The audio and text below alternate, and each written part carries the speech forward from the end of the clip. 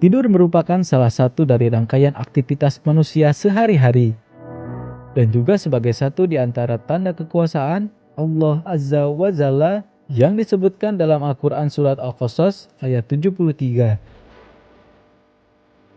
Dan karena rahmatnya, dia dijadikan untuk malam dan siang, supaya kamu beristirahat pada malam itu, dan supaya kamu mencari sebagian dari karunia-Nya pada siang hari, dan supaya kamu bersyukur.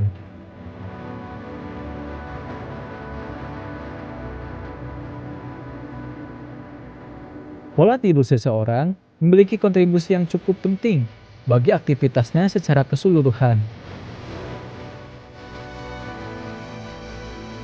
Oleh sebab itu, Nabi memberikan pesan khusus sebelum melaksanakan istirahat malam tersebut.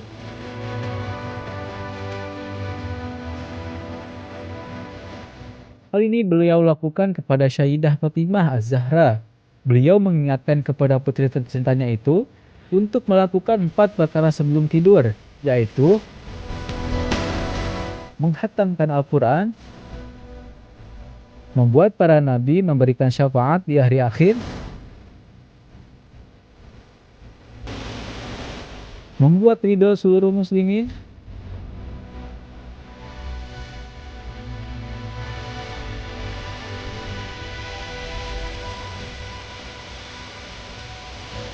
dan untuk melaksanakan haji dan umroh.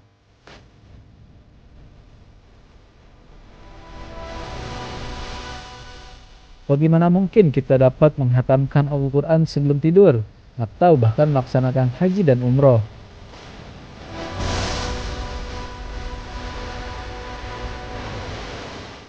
Islam memang agama yang penuh dengan pemikiran, sehingga satu dari perintah yang melaksanakan ibadah tidak harus dilaksanakan berdasarkan lafaz dalil tersebut.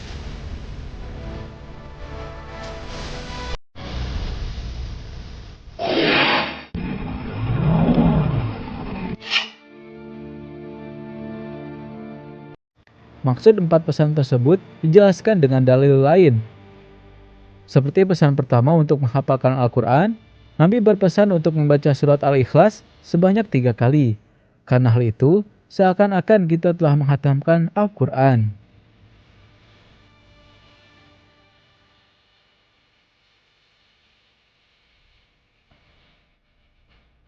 Hal ini karena keutamaan surat Al-Ikhlas yang sangat luas bagi setiap muslim.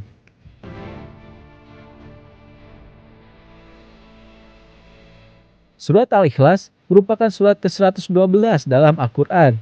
Surat ini tergolong surat Makkiyah, terdiri atas 4 ayat, dan pokok isinya adalah menegaskan keesaan Allah dan menolak segala bentuk penyekutuan terhadapnya.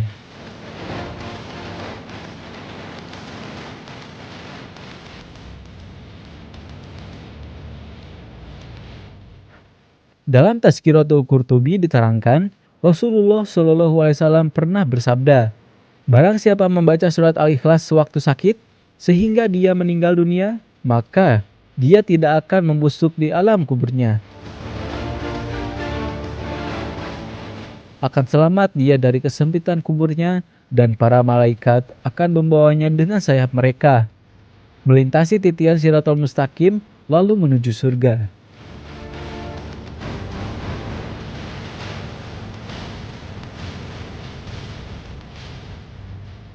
Rasulullah SAW pernah bertanya sebuah teka-teki kepada umatnya, "Siapakah di antara kalian yang dapat menghatamkan Al-Quran dalam waktu singkat?" Kemudian tidak ada seorang pun dari sahabatnya yang menjawab.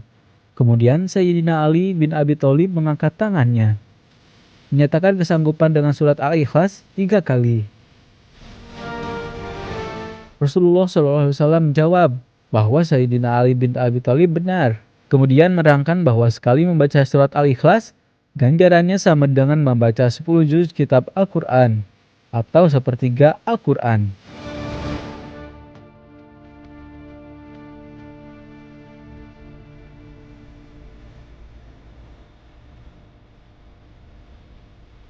Jika membaca surat Ikhlas sebanyak 3 kali, hatamlah Al-Quran, karena dengan membaca sebanyak 3 kali, sama seperti dengan membaca 30 juz Al-Quran.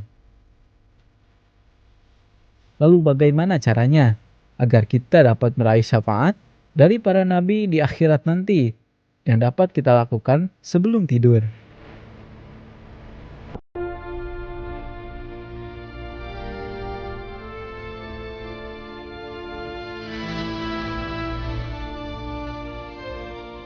Rasulullah SAW juga menyebutkan sebuah penjelasan yang cukup sederhana. Bacalah salawat untukku dan para nabi sebelum aku, maka kami semua akan memberi syafaat di hari kiamat.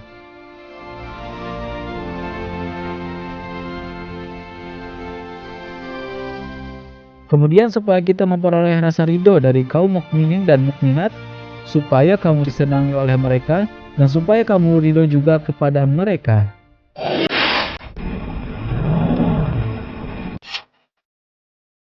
Bacalah istighfar bagi dirimu, orang tuamu, dan seluruh kaum mukminin dan mukminat. Dalam hal ini tidak disebutkan istighfar seperti apa yang harus kita ucapkan. Namun dengan membaca istighfar sebelum tidur, kita akan tidur dengan membawa hati yang bersih, tidak akan membawa kebencian atau kejengkelan kepada sesama kaum muslimin.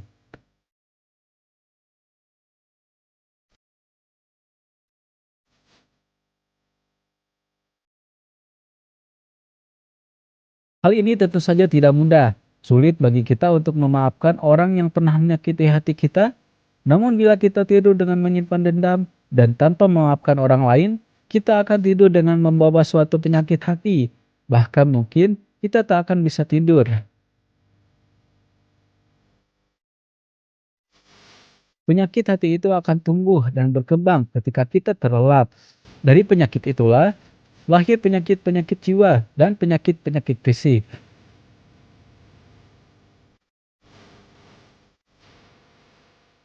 Bila kita selalu mengamalkan istighfar sebelum tidur, paling tidak kita telah meminta ampun untuk orang tua kita jika kedua orang tua kita telah tiada. Istighfar itu pun akan menghibur mereka dalam perjalanan mereka di alam barzah. Manfaat paling besar dari membaca istighfar adalah tentu saja menenteramkan tidur kita.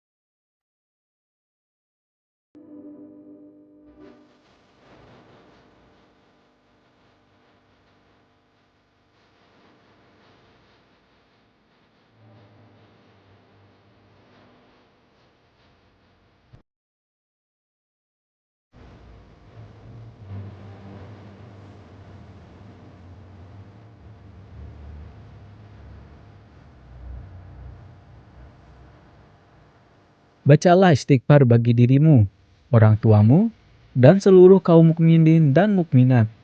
Dalam hal ini tidak disebutkan istighfar seperti apa yang harus kita ucapkan. Namun dengan membaca istighfar sebelum tidur, kita akan tidur dengan membawa hati yang bersih, tidak akan membawa kebencian atau kejengkelan kepada sesama kaum muslimin.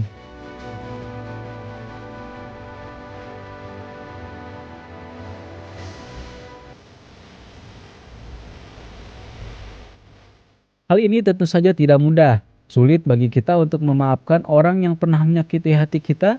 Namun bila kita tidur dengan menyimpan dendam dan tanpa memaafkan orang lain, kita akan tidur dengan membawa suatu penyakit hati. Bahkan mungkin kita tak akan bisa tidur.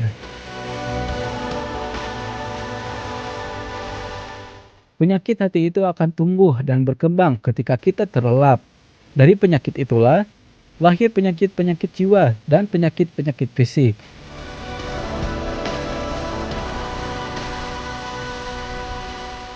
Bila kita selalu mengamalkan istighfar sebelum tidur, Paling tidak kita telah meminta ampun untuk orang tua kita jika kedua orang tua kita telah tiada. Istighfar itu pun akan menghibur mereka dalam perjalanan mereka di alam barzah.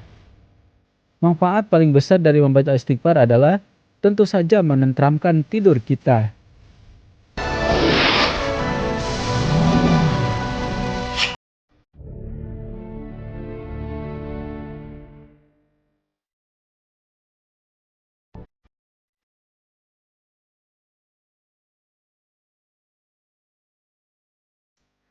Kemudian nasihat terakhir sebelum tidur dari Rasulullah SAW adalah melaksanakan haji dan umroh. Hal ini juga bukan diartikan dalam artian sebenarnya. Kita melaksanakan haji dan umroh ke tanah suci, lalu bagaimana caranya?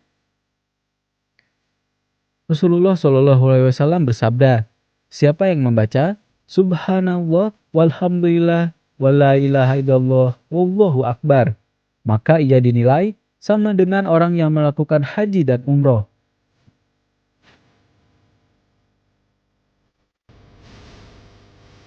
Menurut Rasulullah SAW, barang siapa yang membaca wirid itu, lalu dia tertidur pulas, kemudian dia bangun kembali, Allah menghitung sepanjang waktu tidurnya sebagai waktu berzikir, sehingga orang itu dianggap sebagai orang yang berzikir terus-menerus. Tidurnya pun bukan tidur goflah, tidur kelalaian, tapi tidur dalam keadaan ingat dan berzikir.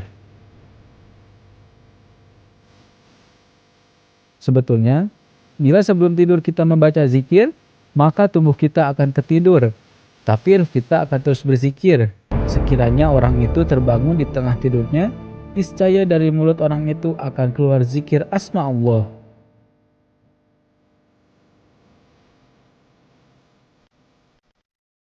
Rasulullah SAW bersabda, sebaik-baik kalian adalah orang yang paling baik kepada keluarganya, dan aku adalah orang yang paling baik di antara kalian kepada keluargaku.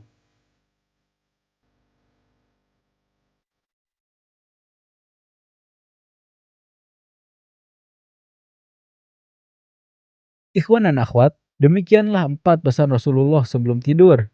Tidak ada pesan atau sunnah Rasulullah yang tidak meninggalkan manfaat bagi umatnya. Maka dari itu, marilah kita selalu senantiasa mengikuti sunnah Nabi Muhammad SAW sebagai bukti tanda cinta kepada beliau, serta usaha kita untuk mendapatkan syafaat beserta ridhonya. Wallahu a'lam bishawab. Wassalamualaikum warahmatullahi wabarakatuh.